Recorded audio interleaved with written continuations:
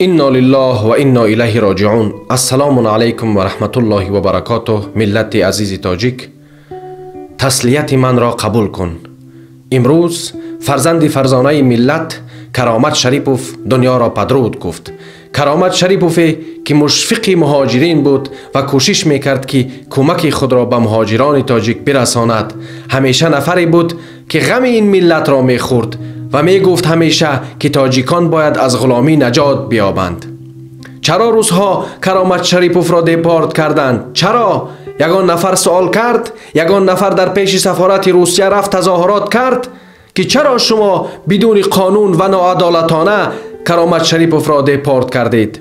یک سخن خوبی گفته بود کرامت شریپوف که همیشه به خاطر این سخن احترامش میکردم، خیلی دوستش داشتم.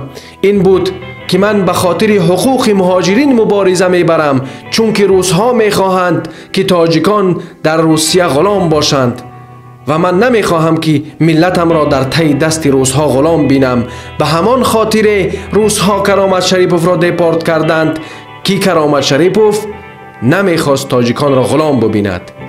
پس بیایید به هوش بیایید. اگر شما میخواهید که روحی کرامت شریپوف شاد باشد، خود را سربلند کنید، خود را از غلامی نجات بدهید. یگانه چیزی که روح کرامت شریپوف را شاد میکند این هست. این شخص بزرگ حتی آخرین زمین خود را، آخرین خانه خود را فروخت تا اینکه مهاجرین تاجیک را کمک بکند. ملت ما، مردم ما همیشه میگویند که نفران خوب، نفران غمخوار، نفران با آداب و سربلند همیشه خیلی خیلی خیلی بر وقت این دنیا را پدرود میگویند، این دنیا را ترک میکنند. من میدانم که هر یکی ما و شما غم داریم، بسیار سخنهایی برای گفتن داریم، بسیار چیزها را میخواهیم بگوییم که چرا اینقدر ناعدالتی های روسیه و ناعدالتی های حکومت تاجیکستان کرامت شریپوف را کشت. کرامت شریپوف غم این ملت را نتوانست بردارد. این فاجعه هست. عذاب مهاجرین در روسیه این فاجعه هست. همون نفری که ناموس دارد دلش درد می کند. چرا من همیشه می جاغم و می گویم ای مردم عزیز که درد ملت را ببینید. همون نفری که درد ملت را نمی بیند نمی تواند خود را از ملت بگیرد. بیاین به خود بیاین. و یک خواهش من از شما این است دوستان عزیز که فرزندان ملت را، نفران مشفق و غمخوار را در زندگیشان قدردانی بکنید. من در زندگی کرامت شریپوف ویدیو نکردم، تعریف نکردم، چون که خاکزنی را دوست ندارم، اما دوستش می داشتم، احترامش می کردم، هیچ وقت بر ضدش سخنی بدم نگفته بودم. این شخص همچون مبارز تا آخرین نفس مبارزه برد و همچون شیرمرد این دنیا را پدرود گفت و هیچ وقت سخن حق را بجا نمی کرد. همیشه می گفت که گناهگار است و کی چی را می کند. امروز تمام ما و شما غم داریم. امروز فهمیدین که اگر یک غم بیاید همه ما و شما غمگین می شویم. امروز فهمیدین که زندگی ما و شما از همدیگر وابستگی دارد. به همان خاطر همیشه دعوت به آن می کنم که با همدیگر اتفاق باشیم، همدیگر را خوب بفهمیم و نفران عالم را و نفرانی که دلشون برای این ملت می سوزد آنها را گوش بکنیم. اما نفرایی که تعریف و توصیف روسا را میکنین این گپا را خوب بشنوین. من همیشه گفتم و باز میگم روسیه و روسها هیچ وقت برای ما دوست نبودن و دوست نخواهند بود و نخواهند شد. تاریخ نشان داد، تاریخ نشان خواهد داد که این روزها چی ظلمی بر ما و شما آوردند و چی ظلمی در آینده اینها در سری خود دارند.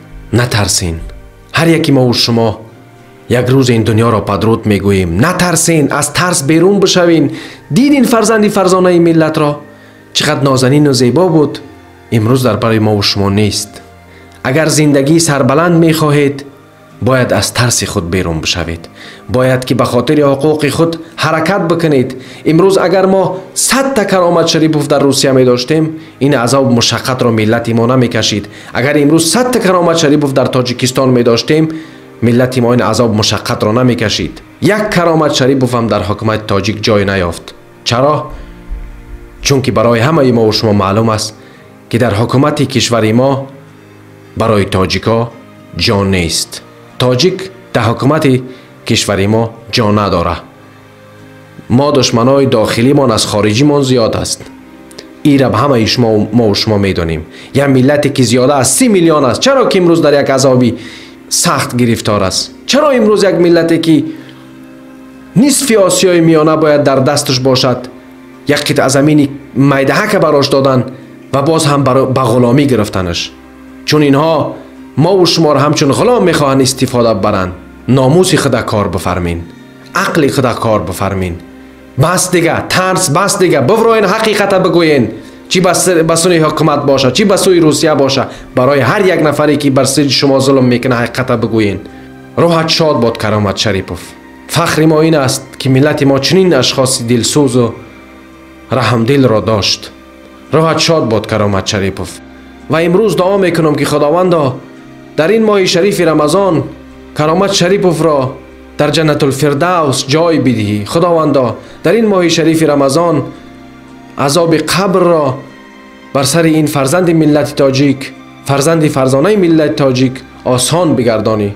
خداوندا تمام باقی ماندگان ما را ایمان صالح و دوستداری این ملت را عطا بفرمایی. خداوندا این ملتی بیمار و این ملتی بیکس و این ملتی بی صاحب را روز از این غمهای دنیوی و اخروی خلاص بکنی. خداوندا دیگر ملت ما طاقت عذاب و مشقت را ندارد.